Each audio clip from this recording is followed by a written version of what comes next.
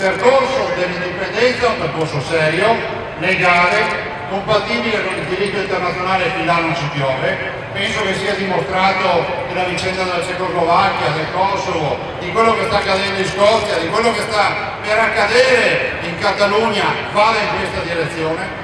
Vuoi tu che il Veneto diventi una repubblica indipendente e sovrana? Sì! Questo non è fantasia, non è un sogno! Tutti noi siamo responsabili e tutti noi dobbiamo darci da fare per cambiare queste cose. Stiamo chiedendo democrazia, signori!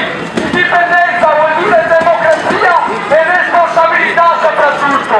Non crediamo più in questo. Tutte le persone che stanno osservandoci, che dentro il loro cuore sentono battere lo stesso sentimento, venite in piazza con noi! È l'ora delle scelte, non si può pronosticare ancora! O la libertà o si perisce, uno Stato che non finisce più. Ai carabinieri diciamo di non preoccuparsi, perché in un Veneto indipendente avremo anche i carabinieri veneti, nessuno si deve preoccupare, tanto anche i pensionati, tra poco le pensioni non ci saranno più. Anzi, il 1° dicembre del 2013 nessuno in Veneto, nessun consigliere regionale del Veneto potrà dire non avevo visto, non sapevo.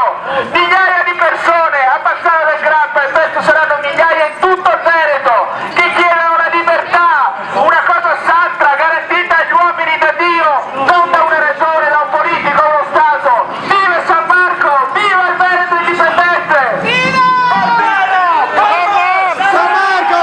Portela! Palmar! San Marco! Portela! Palmar! San Marco! Stiamo manifestando, signori, e unitevi a noi!